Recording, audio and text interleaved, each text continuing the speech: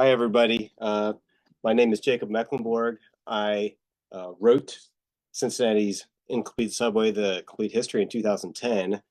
I became interested in the subway as a kid, which I think most people in Cincinnati do because you hear about it and there's not a lot of information. There aren't a lot of photographs. And I remember my dad pointing the subway out to me one time when I was maybe 10 or 11 years old. And I was like, I just need to get in there. I'm gonna figure out the secret of the subway by physically getting in there. And I think that's the thing that has frustrated people over the last 80, 90 years is you assume if I can just get in there, if I can go to a public tour, I can sneak in, I'll find out why it was never finished. And so what you're looking at here is the subway's initial construction in 1920 at the corner of Walnut and Central Parkway. And when I first got into the subway, which I think was in 98 or 99, and I got to this spot you're looking at right here, there's a brick wall that meets you, and that's it. And as you look around, the track work is so, where the tracks would be laid is so complicated, and everything is so strange. And it's like subways you've been in that have functioning trains, but it's also unusual. And you leave with more questions than you came in with. So when you see it in real life, you're kind of like, what is going on here? Because it's so complicated. So part of the reason why the subway didn't happen is because what you're looking at here is Union Terminal in 1933 or 1934. So it's a brand new building. And this is about 5 years after subway construction had ended. And if we back up to about 1905, 1910, there were plans to build Union Terminal not where it was built, which you see here in the West End, but instead on the Cincinnati riverfront, basically where Fort Washington Way is now.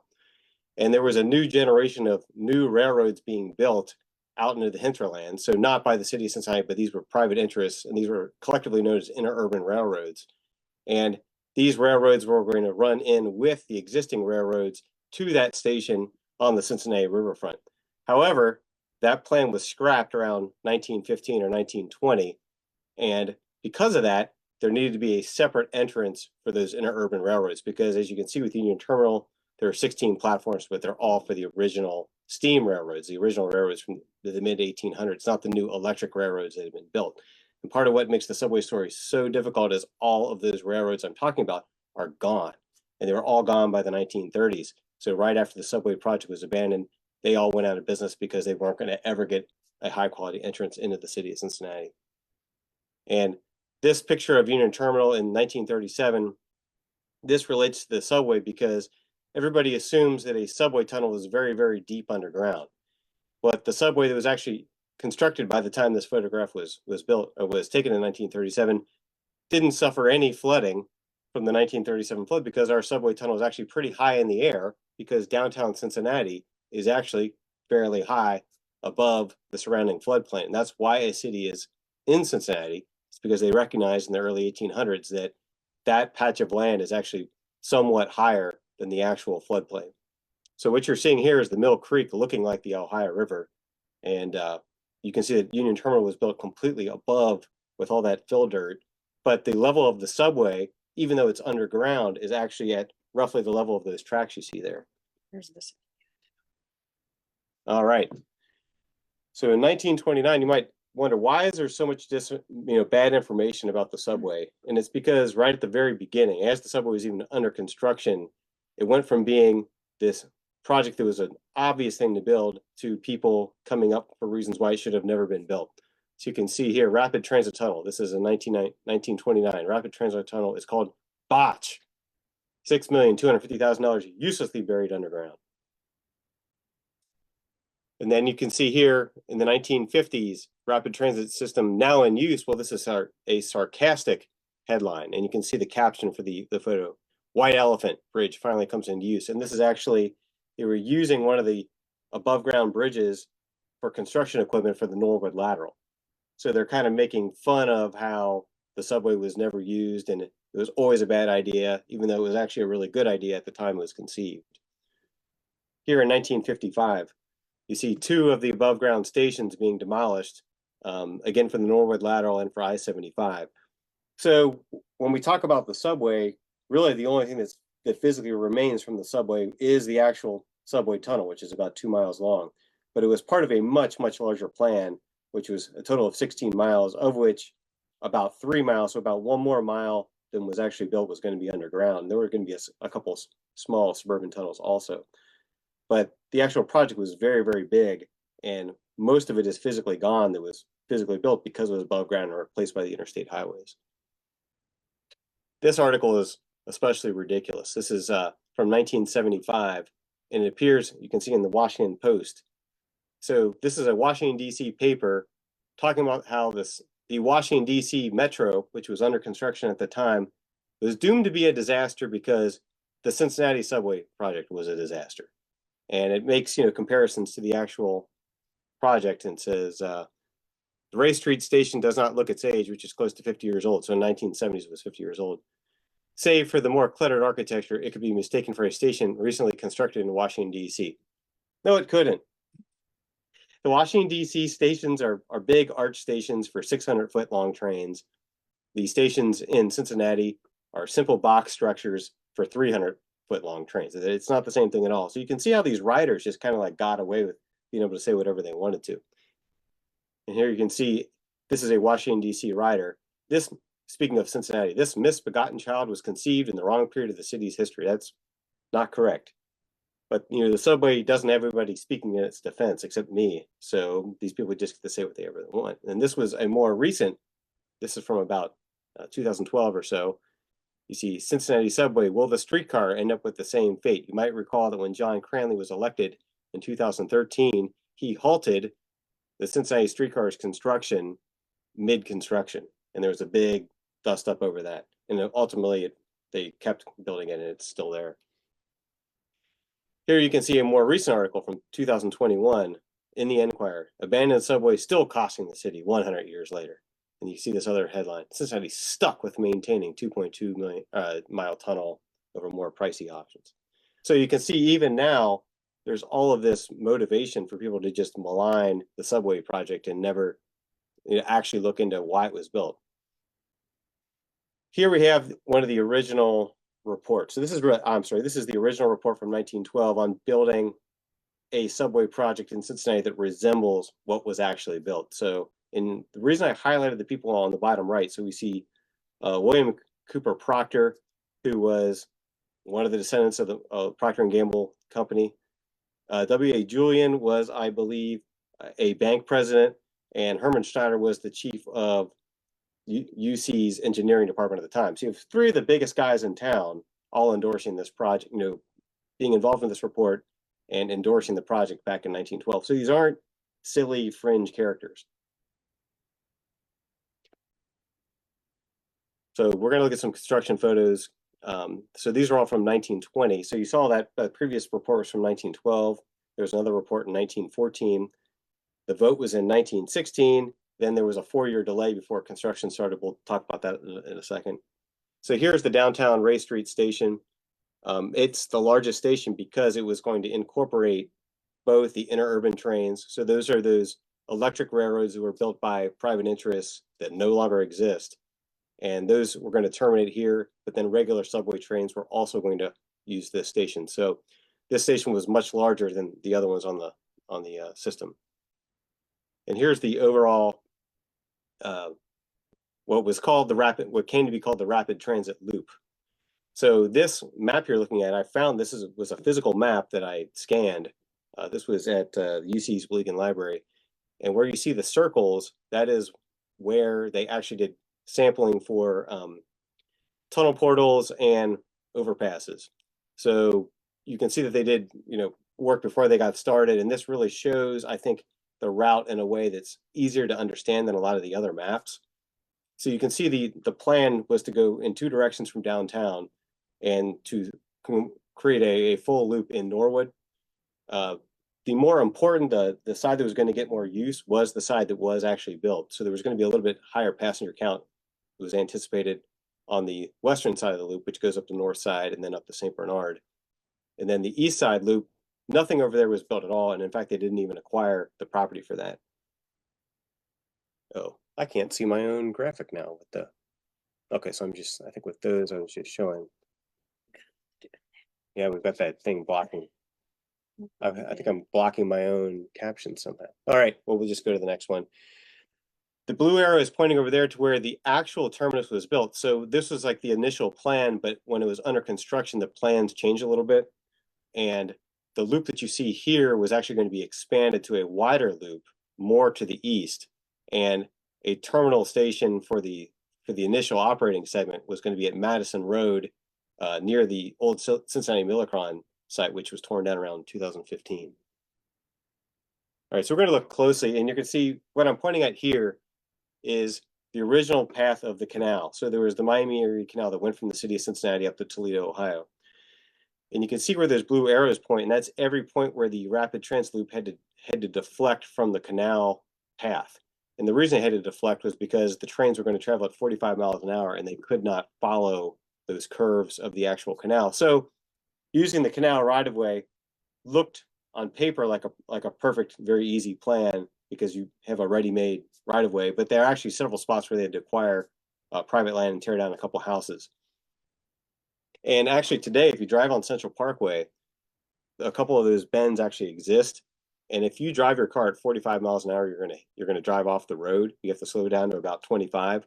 So back then, I always liked that they were able to know that. You know, we kind of think that we have such advanced tools now compared to back then, but they had pretty smart people working on this back then. So here's a close-up of the route through downtown Cincinnati. And this was the initial plan, and the initial plan did not travel into the core of downtown Cincinnati, but was going to skirt along the edge on the path of the canal and then travel in a purpose-built tunnel, a bored tunnel under Mount Adams. So what you're seeing there, those two blue arrows are where the portals would have been for traveling under Mount Adams.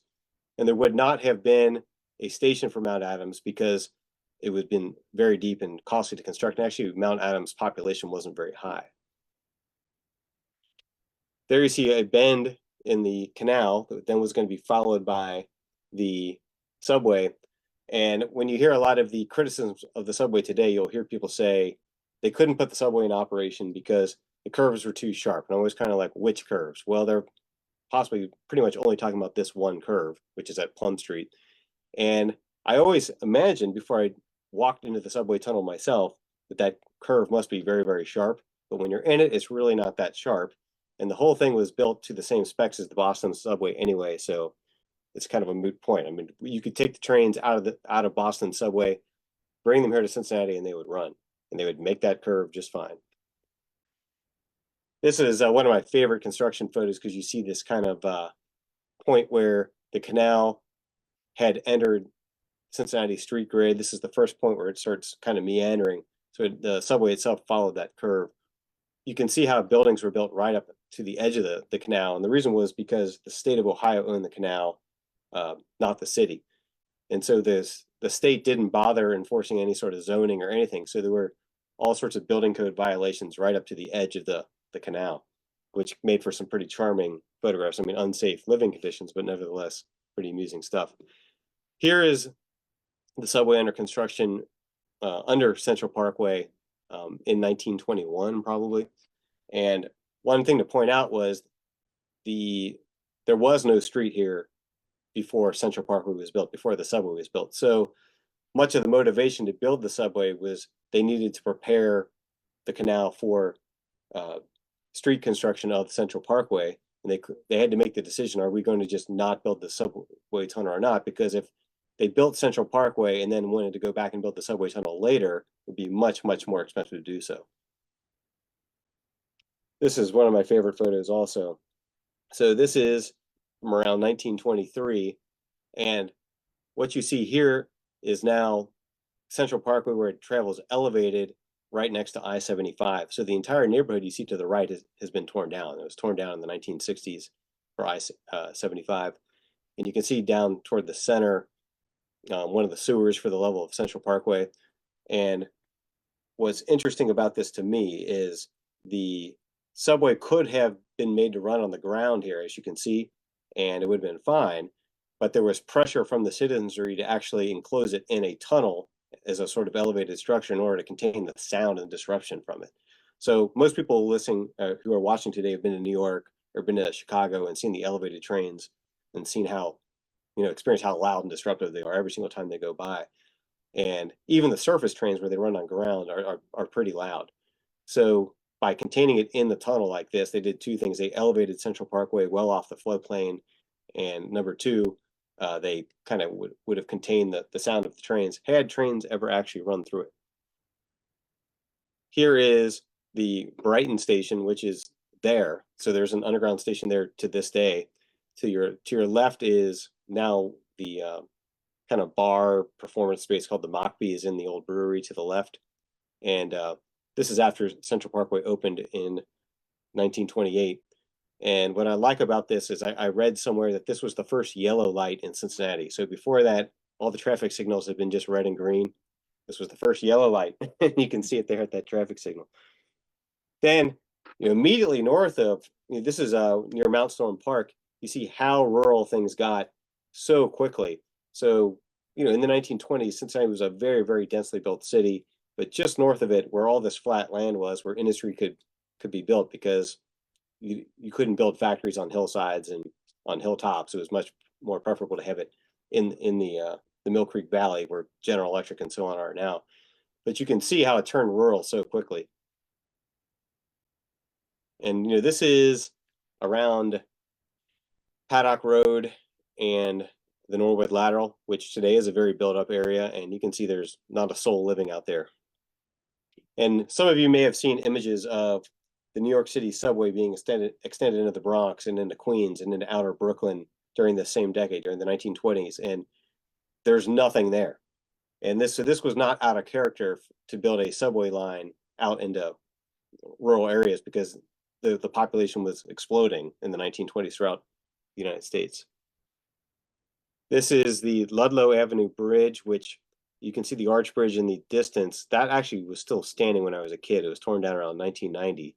And I-75 was actually built through those arches, which I still remember being pretty amused by when I was a kid. So there are a couple of places now where you go under existing bridges, but that was one of them, and it's gone now.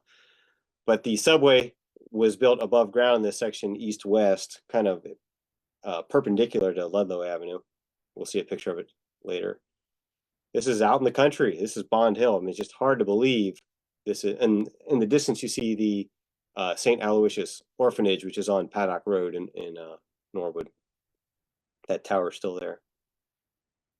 Here again, out in the country in Norwood. And this is actually construction of one of the short tunnels in Norwood. So two short tunnels were built in Norwood, but neither of them had underground stations, and they both have been filled in. So this one we're looking at here was filled in around 1975, and then the other one was only filled in around 2005, and I actually walked into the other one time, but didn't walk through it because it had a lot of water in it and I was going to ruin my shoes. So this is the Section Avenue overpass or tunnel in Norwood. That's gone, that's filled in. Here is the still active B&O Railroad in Norwood, and in this section, the rapid transit loop is going to run on the surface right next to it. So you see this retaining wall here. You can see them clearing back the space for two more tracks, and those were going to be obviously for the rapid transit loop, not for the freight railroad. Should have put this before. So this is the Ludlow Avenue station I was talking about before, which was perpendicular to Ludlow Avenue. So this is near Cincinnati State Community College, and its north side is to the right. I really noticed a big flaw with this station design, which is that kids would have wanted to get on the roof and could have gotten on the roof really easily from this railing. So I assume that they would have had to put up some sort of chain link screen or something to keep people from doing that. This is a typical overpass for the rapid transit loop. This is over, I believe this is over Paddock Road also. So we got a lot from that area. Another shot from Norwood. This is near Bates Avenue, near where the Frisch's was on Central Parkway, which recently closed. The building is still there. So these two concrete columns you see are where an overpass that was actually built over Bates Avenue. So Bates Avenue connected Central Parkway with Camp Washington. And this photo is amazing. So this is after the subway was done north of Liberty Street, but before Central Parkway was actually built. And it stayed like this for several years because it took about 3 or 4 years before they had the money to then build Central Parkway. And actually, there is a bit of a fight against building Central Parkway because people started parking on the dirt. So people started parking. You see one Model T or something parked out there, but people started parking their cars in the dirt and realized if we build a road, we take away this parking that we've gotten used to. So they didn't want to replace a parking lot with a parkway. Now here is planning in the 1910s. You see Cincinnati toward the bottom center, and these are examples of the interurban lines, which were like this whole second set of railroads. So the railroads we see today, most of them were built in the 1850s through 1900. There was this huge second wave of railroad construction. And pretty much everything you see here doesn't physically exist anymore. And also they went out of existence well before the bike trail trend. So the right-of-ways have been lost. They were not turned into bike trails. And almost all of these used electric power, not steam engines. And the advantage of the electric power was that they could climb steeper hills and descend steeper descents. And also the public favored the electric trains over the steam locomotives because they could come into your town and not pollute. And they also had a higher top speed and they could accelerate faster than steam locomotives. And they didn't have to stop to take on water like steam locomotives. So there were a lot of advantages for these electric railroads. Here's a close-up of Cincinnati. You can see the big one that came all the way down from Toledo and with that whole network coming down from Dayton. But then you can see the ones that all came into Cincinnati from different directions. And this actually isn't a comprehensive map of them. But you can see all of these, they came very, very close to Cincinnati, but they could not actually get into the city. And so people had to transfer to the streetcars and then ride the streetcars, which was a very slow ride into Cincinnati. So here's some campaign literature for the vote in 1916. And there were actually two votes. So the first vote was to build it. The second vote was to approve the lease terms of the railroad because the operator of the railroad was not going to be the city of Cincinnati. It was going to be the Cincinnati Street Railroad. It was going to be the streetcar company. So there's a really, really complicated issue here with how the city was going to try to strong arm the street railroad into operating this and also force the street railroad to renegotiate its contract with the city to get more income for the city. Then also the street railroad was going to buy the cars, lay the track, do the electrical system, finish the stations.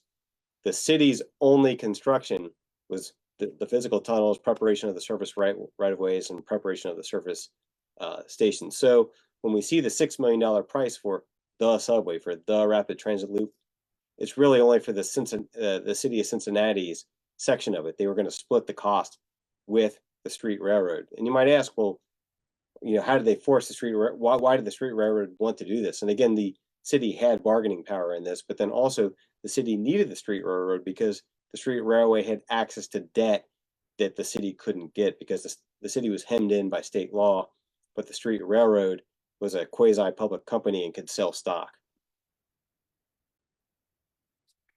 All right, so here's more campaign literature from 1916. You see on the right the stations for the loop and the planned times between the stations.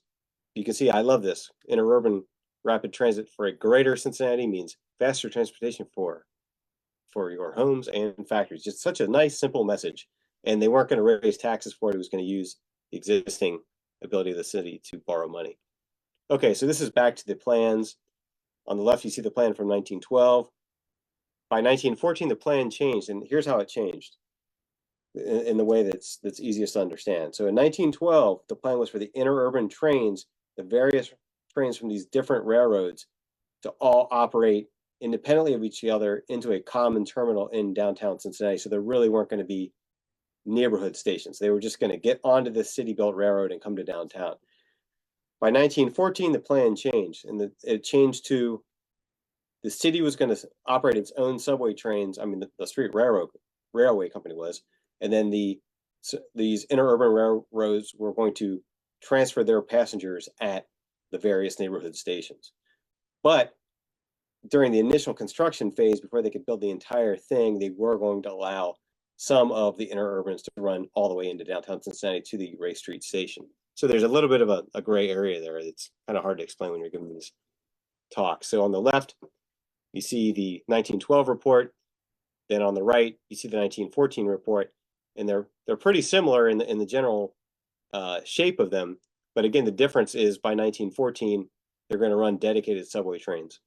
And the subway trains are going to be the exact same trains that run in Boston on the Red Line. So if you've been to Boston, you've gone to Harvard University or MIT on the Red Line, that exact same spec. And here we have a picture of that. So on the left, you have Central Square in Cambridge, Massachusetts. On the right, you have Brighton in Cincinnati. And looks like my text got cut off somehow in the conversion, but that's okay. So you can see how similar these two stations are. I mean, you can really see that the size is the exact same. You know, the construction system is, the construction strategy is very similar. Except one has trains to this day and one does not. One's never had them. So you can see from the 1914 plan, I highlighted in yellow the plan that was selected. So they decided to not go with the tunnel under Mount Adams. Instead, they were going to go straight through downtown under Walnut Street, then emerge on a viaduct above Pearl Street, which doesn't exist anymore, which is basically where Fort Washington Way is now, and go over to the base of Mount Adams, following the route of what is now Columbia Parkway. Here's a picture I drew, and this is kind of like, I drew this like maybe in 2008, and it's not even in the book, but it kind of shows sort of the track strategy and how it wouldn't have really worked to do in red, which is the subway trains, and then in black, the various interurban trains. You can't have them all sharing just a two-track railroad coming to this one terminus.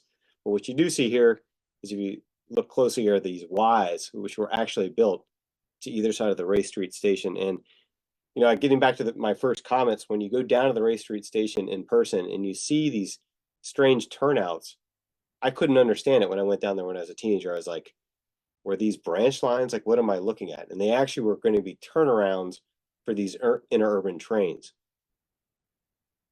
And they actually physically exist, and I have pictures of them coming up so you can see a little bit closer. Down to toward the middle, you see Dixie Terminal, which was still operating until Fort Washington Way was built. So until 1998, first there were streetcars, and then there were tank buses that served Dixie Terminal. And you can see here how there could have been an underground connection between the Walnut Street station of the Rapid Transit Loop and Dixie Terminal. So there would have been a really easy way, if you're riding streetcars in from Northern Kentucky, to transfer to this loop.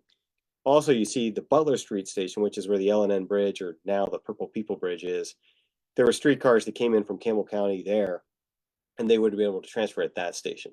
So there was never any plan for the Rapid Transit Loop to cross the river, but it did create these new connections that would have been really convenient for Northern Kentucky people.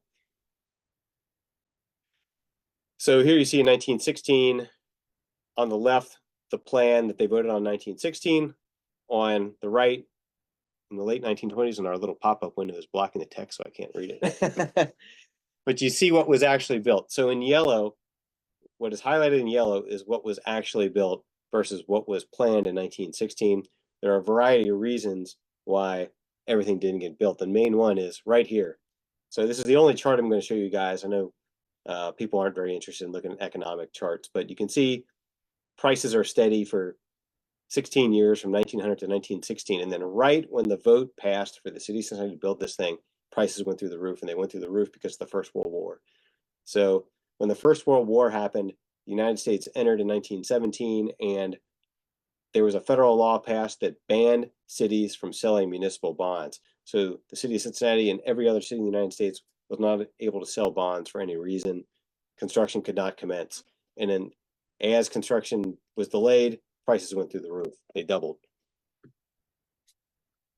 Also, this is another interesting thing, was Ohio state law changed in the 1920s when the thing was under construction. So you may wonder why the city of Norwood and the cities of Elmwood Place and St. Bernard to this day remain independent of the city of Cincinnati despite being surrounded by it. It's because the city was no longer able to, no city in Ohio was able to force these other municipalities to annex in the way they had used the strategies in the past. And so now the city of Cincinnati was building a railroad through two cities, St. Bernard and Norwood, that were not likely to become part of the city of Cincinnati. So we're basically spending city money to benefit other cities, which is kind of ridiculous. So there were these factors that came along that had nothing at all to do with the original plan that all cumulatively sort of started eroding the case for completing the project. And also you see by the 1940s, and I've read some of these documents, so it was pretty obvious by the 1930s that cars were really going to take over in a way that couldn't have been anticipated in the 1910s and 1920s, but still not to the full extent of the interstate highways. But you can see by the 1940s, 1950s, they saw that the rapid transit loop was physically in the way. And the thing I've never been able to find out is why, when they built I-75 and I-71 and the Norwood Lateral, they didn't just preserve space in the middle for these tracks, because they could have done it very, very easily, and they didn't do it. And there are some articles that I've run across where they talk about it, but I've never really been able to find out where the decision was made to completely shut the door on it. So here you see in 1926, in red are the parts that are underground, in yellow are the parts that are above ground. This is part of the confusion.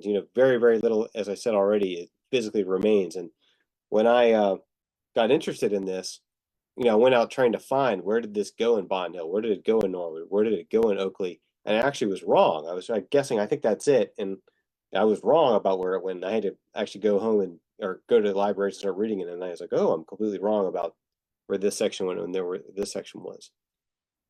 And here you see in red on the right-hand side, I drew where the rapid transit loop was actually built in relation to the highway. So you can see why it's been really cut into pieces and very, very little remains. We're going to, in the interest of saving time, I'm going to kind of hurry through the canal stuff. Okay, so there's the whole canal. Here it is coming to Cincinnati. Here's the point of this image on the right is, so there was a section of the canal that the state of Ohio had already given to railroads. So what is now Eggleston Avenue was part of the canal. And you can see here a small steam swisher engine going down what is now Eggleston Avenue. There's kind of like a landscape median there now. And the city of Cincinnati was looking to not allow that to happen to more of the Miami-Erie Canal. So a big motivation for the subway, big motivation for Central Parkway, was to keep the freight railroads from getting access to that right of way. So you can imagine what you see right here. Imagine going to Central Parkway now and going past TQL Stadium, and there being railroad tracks for freight railroads right in the middle of town. Well, that's what actually happened over here on Eggleston Avenue. It also happened here in Newport, Kentucky. So there wasn't a canal over there, but they had freight trains running right down the center of Saratoga Street until, I think, 1987. Here's another picture of it, just an absolutely ridiculous, predicament. These residents of Norwood had to Newport had to tolerate freight trains coming right through town every single day. And that was the future that we were facing in Cincinnati if the same had been allowed to happen. So there's the canal before it was drained. This is in 1918 or 1919. And here you see before and after. So the subway is complete underneath the landscape median to the right, with the exception of tracks, with the exception of the station being really finished. And there is no electrical system. Here's another picture. And what you see at right, which is in the center median, they are not there anymore. They were taken out in the 1950s, are these box structures. You see 1, 2, 3, 4, 5 of them. And that was ventilation for the subway. And they didn't install actual electric fans in there at the time, but they were set up so that in the future they'd be able to set up electric fans. And you might ask, well, why did they want these fans in the Cincinnati subway when you go to New York City or Boston today? They don't have such a thing. And the answer is because there was actually a side plan to allow a small amount of freight railroad traffic in the subway. And so that was going to allow the steam from steam swisher locomotives to actually be dissipated in a way that wasn't possible. Because over in London, they actually ran steam locomotives through their first subway lines, which is ridiculous, but they really did do it. Yep, there we go. I got a picture of it over on the left, the steam locomotive traveling under what would become Central Parkway. On the right, you see sort of a vision for it being more electrified and not having the steam issue. And you can also see the anticipation that Cincinnati would take on a much more European, grander scale of, Paris or London. Here is the canal being drained at the famous bend, which supposedly is too sharp for subway trains to travel through. And that's actually a coal power plant straight ahead. So if you go to that part of Central Parkway now, it's actually it's called the Charles Street substation. So there's still like an electrical facility there left over from this initial coal power plant. You can actually see a little bit of it down there to the bottom right where the coal power plant was. I took this photo in 2010, so it's still relatively current. And here again is that bend that supposedly the trains couldn't make. But when you see it from this angle, it's a much broader curve. I think it looks much broader than it does from street level. And this is really what doomed the subway above all else was the never built Walnut Street tunnel. So I'm going to scratch my back real quick. Sorry. She's laughing at me. I don't know. That gives you time to look at the image. So the big contrast between Central Parkway and downtown Cincinnati is that Central Parkway is very wide. It's about 150 feet wide, whereas downtown's streets are only 66 feet wide. And between curbs, it's only about 40 feet wide. So it's very narrow, like the east-west streets in New York City as compared to the north-south avenues, which are very wide in New York City. So that we have a little bit of that contrast here in the way that they had there. But this construction was going to be very, very expensive. It was going to be as expensive as any as the construction in Boston or New York or Philadelphia. And even though it was a very short distance, the plan had always been to build this section first. And instead, it didn't get built at all. So here's a plan for one of the stations in Walnut Street. So you can see it's a pretty narrow design, similar to what you see in New York. And they're in red. So I found these great aerial images on the ODOT website. They got uploaded in the last year or two. So this image is probably from about 1955. So you see the first buildings starting to get torn down for parking lots, but none of the interstates have been built yet. But in red is where the Walnut Street subway would have been, and it didn't get built. So it's a very short distance. And then in white, you can see where the elevated section would have been. And you can see, if we go back and then we go forward, you see how Columbia Parkway is kind of in the way. And when the whole rapid transit loop was under construction, Columbia Parkway didn't physically exist. So the first thing to really physically block the original subway plan was Columbia Parkway, which was built in the mid-1930s. Then here you can see the length of the Walnut Street subway, 2,785 feet. And so because this most expensive part didn't get built and didn't get built first because of the inflation, that's what has hampered everything since. So if this had been built right away, which was the plan, we're breaking ground on the Walnut Street subway right away. That's why I have coming up, we have, yeah, here it is right here. This is an actual, we have a date on this. Yeah, December 20th, 1916. You can see in December of 1916, they were designing this tunnel. And then that was right before the US entered World War I, right before we were banned from spending our own money, right before the construction costs went through the roof because the US sold all of its gold to fund World War I.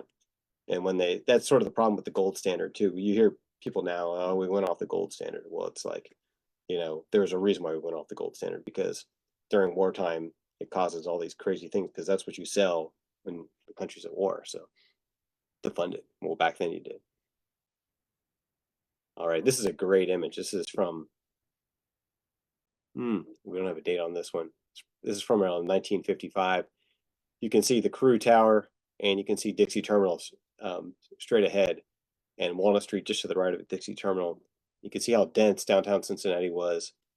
And you can see here, I added in red and white where that transition would have been from the subway to the elevated. So that elevated in white would have been elevated just like the elevated lines in Chicago are today in outer boroughs of New York.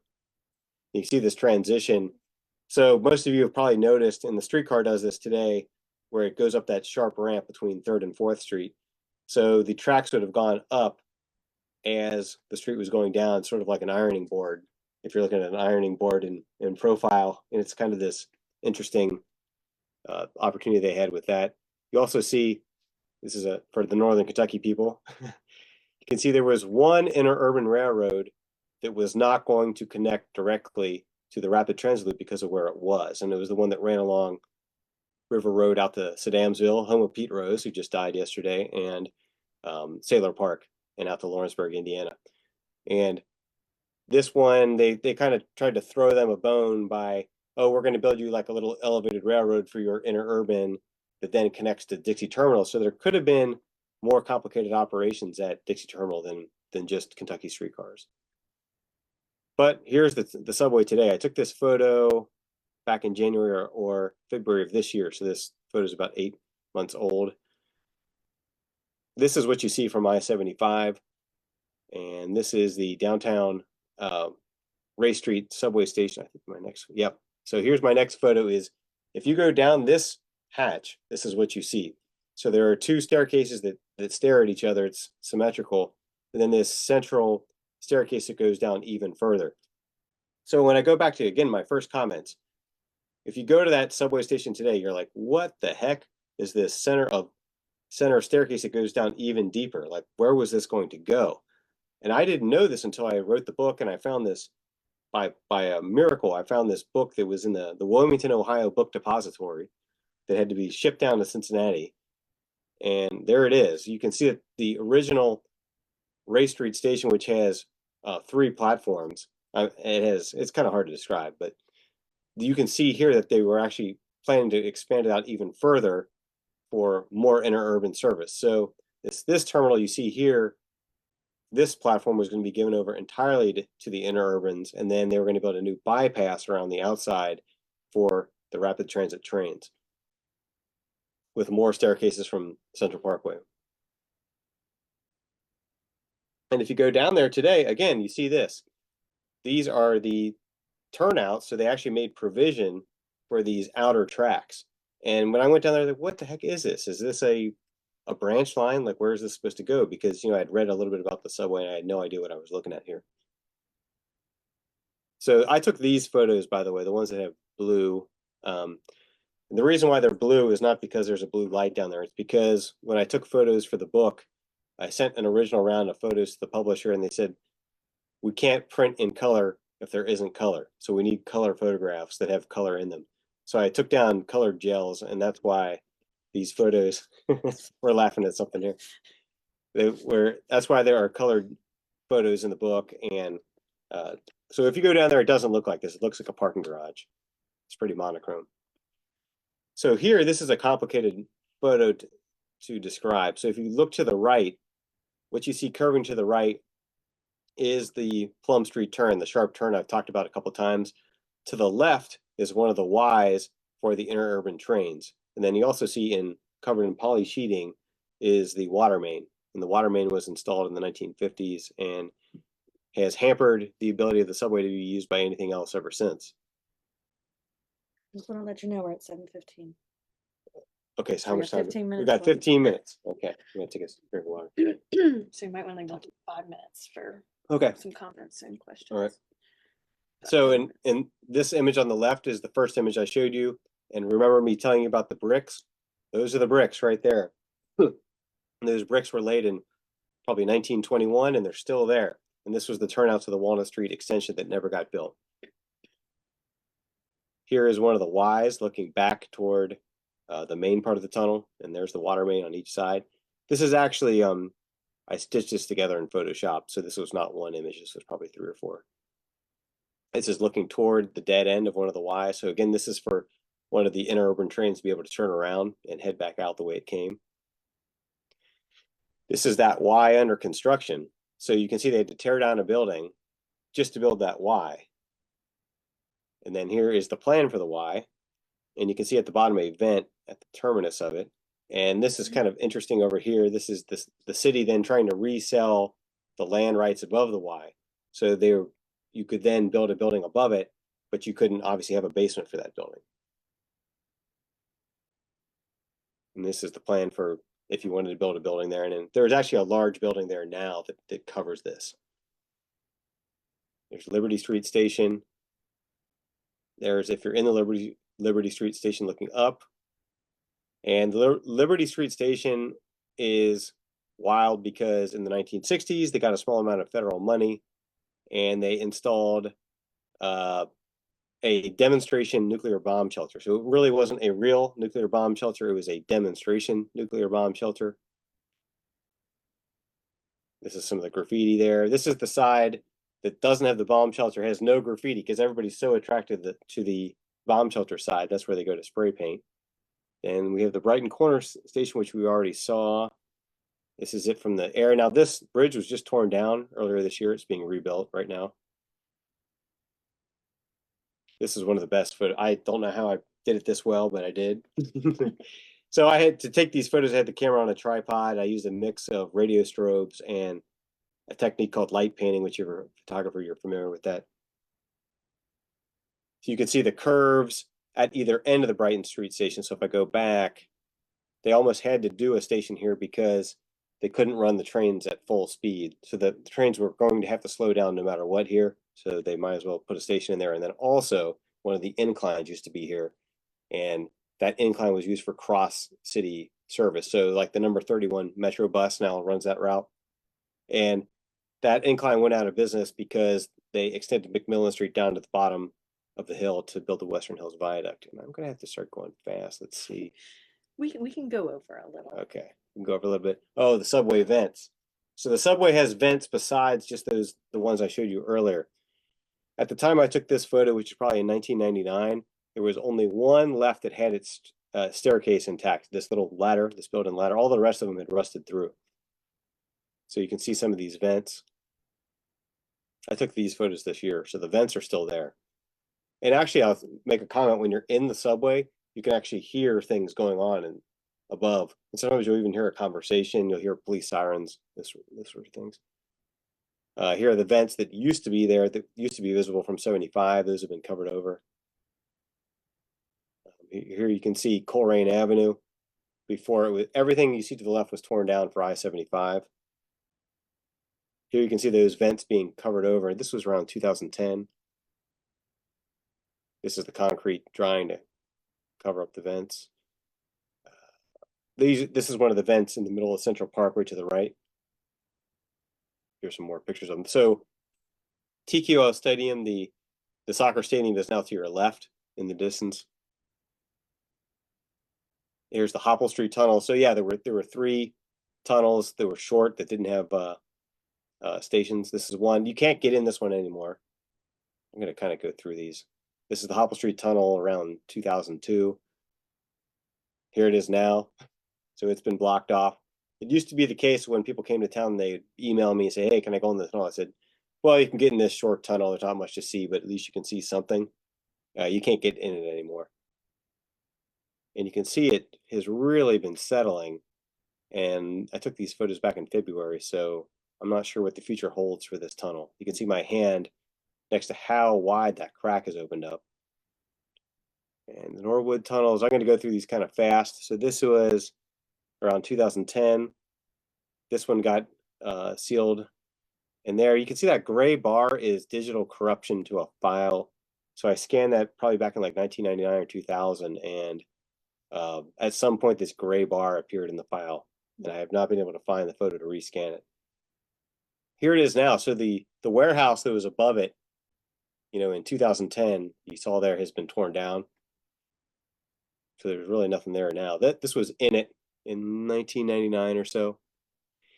Here's the other side. I really apologize for this poor quality photo. I think a baseball game was actually, you can see some water bottles down there. Some guys were practicing and they were kind of like looking at me. So I just took a photo real fast and got out of there, and that's why it's blurry. So there it is now. It's been completely covered up. So it's even harder to find the rapid transit loop now than it was when I was a teenager. Here you see the Section Avenue tunnel. This was under construction, and here it is now. You can't see it at all. There's no sign of it whatsoever. And this is the Section Avenue tunnel also. Here's some aerial imagery showing the rapid transit loop. So you can see there the portals in that yellow circle. These are from around 1935, these images. No, around 1940. Here's Marshall Street Station. It's just amazing to see it, isn't it? I mean, it was really there. Oh, there's that same photo again. Sorry about that. Here is all that being torn down. So I've told you about that whole section being torn down. There it is. for I-75. This is the street railway car barn, but you can also see the street railroad. So the subway trains were going to use the Cincinnati Street Railway's car barn, which is on Spring Grove Avenue. And you can see there to the left, the Clifton Avenue station and the overpass over Mitchell Avenue in the red circle, in the yellow circles. And then there's the car barn. This is 1946, 2023. You can see there's just nothing left of it. So again, if you try to tell people this is where it went, they're like, okay, but it's really hard to, the overpasses are gone, everything's gone. This was the Miami Erie Canal. You can see that cemetery is already pretty full back around 1900. And here's that same spot. And to the left, there's that rapid transit bridge, which was where this was. Then you can see I-75 being built right next to it. And there's the streetcar shop right there. And so there's going to be some sort of bridge for the subway trains to get across the Mill Creek, but I never saw exactly how it was going to be configured. So I actually can't answer that question if you're wondering exactly how it was going to get over there. Then in faint yellow, you can see the rapid transit loop right-of-way going through St. Bernard. So St. Bernard is an independent city within the city of Cincinnati. It's a really nice little neighborhood. It has a cute little business district. The canal, I'm sure, was super cute. Could have still been there, or we could have had an operating subway right through it, but we have neither. And here you can see the right-of-way. This is around 1945, going past that cemetery and above Mitchell Avenue. Streetcar shops again, Mitchell Avenue overpass. Then here you can see in St. Bernard, you can see this is the path of the canal, and the city actually had trouble building through St. Bernard because there was some sort of weird legal challenge in the 1920s. So there really wasn't much construction at all in St. Bernard. So you can see what the city was trying to do was actually to cut this corner. So you can see the sort of route that the canal took, but the city was trying to cut through diagonally to make the route a little bit faster. And I think that's where some of the conflict was. You can see in Norwood in yellow, this is Norwood and Bond Hill, the path. And you can see the Paddock Road overpass, which we saw a photo of way back. There was something called the Twin Drive-In, so there was a drive-in theater there. Then that became Showcase Cinema, which I remember one movie at in the 90s. And now that became the Mercy Health Complex, and now Hamilton County is moving its offices there. The Reading Road, Section Avenue Tunnel. Here's some more where the Section Avenue Tunnel was. You can't really see it from the aerial image very well. Down here at Montgomery Road Station was going to be right where Montgomery Road crosses the Norwood Lateral now. Montgomery Road Station, Forest Avenue Station. So where you saw that ball field before, there was actually going to be a station there where the baseball field ended up being built. There were actually some of those employers there. That's the old GM plant where they built the Camaro, and the Siemens plant and everything is there to the south now. And there's the Harris Avenue Tunnel, which is still there. It's been filled in. And I'm going to go kind of quickly through some of this here. So the Western Hills Viaduct gets built. This gets built, and all of a sudden, all these big road projects become the priority for the city, not finishing the subway. Here we see Columbia Parkway, which is built partly with federal funds. It blocks the eastern route of the rapid transit loop just 10 years after the route, after construction stopped. So they could have built something over here, but it would have been more expensive now that Columbia Parkway is there. You can see these crazy intersections from the original Columbia Parkway. And you can see they actually did build some streetcar right-of-way.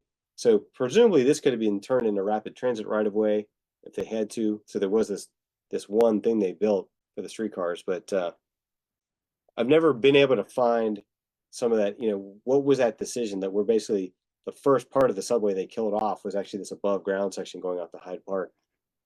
Here you can see it today. Actually, in 2010, the Queen City Tower is under construction. Then there were completion attempts for streetcars. I'm actually going to go through this really fast. So, the subway was built for rapid transit trains, not for streetcars. So in order for streetcars to operate in the subway tunnel, there was really no problem with them running in there other than it wasn't designed for them. So it was actually kind of over-designed for them. But then there was still no way for the streetcars to get downtown without surfacing on Central Parkway and then mixing with, the traffic. So there was still the need to build a downtown route underground. This is one of the interurban routes. I took this in 2010. This is actually might become a bike trail. This is in north side going up to College Hill. So there actually was one interurban that kept running until the 1930s. The last one to remain.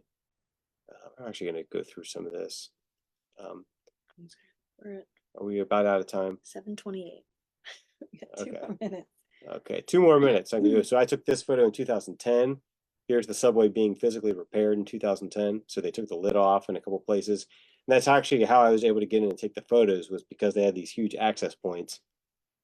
Here's a section of the subway torn out. Subway entrance, subway construction entrance in the snow in 2010. Here is some of the, this is before 2010. I'm not sure when I took this, but you can see this is some of the repair work they did then. Here's the water main. So there is water in the water main. Here's the water main being built in the 1950s. This is the gantry that carried it in there. There's some sort of repair to the water main. Water main shooting water out. Here's the water main in the main section of the Ray Street tunnel. It actually switches tunnels, which complicates using the tunnel for anything, just even the configuration in this area. Subway oddities. These were from the nuclear fallout shelter. There were these canisters down there, and I remember seeing a couple of them in the 90s, and originally there were 100 or more of them, but people kept taking them as souvenirs, so there weren't any left, or I don't think there are any down there anymore. Here is water in the subway. Here's a huge beer can in the subway. And this is a sight to behold. This is the Central Parkway music hall pedestrian bridge, which was torn down recently. And you ask yourself, why is this pillar off center? It's because that's where the center of the subway was, dividing the 2 tubes. So the legs of this thing go into one of the tubes. So when you talk about all the things that would have to be removed from the subway tunnel in order for it to be used by subway trains today, one of them was this, the legs for this. So you can say, oh, we can't afford to replace this bridge over Central Parkway music. You can see all the ways why things can't be done. They always come up with reasons why, Then there's some people in the subway recently. This might be it. Oh, I got a couple more. Oh, here's my book on Amazon. So if you type Cincinnati subway into Amazon, you'll see my book comes up, and I think it's $15.99 right now on Amazon. I saw it recently, and I get 30 cents. So make me rich, order my book. And that's it. Thank you again to all of our sponsors and supporters of BCM. Until next time, take care, everyone, and good night.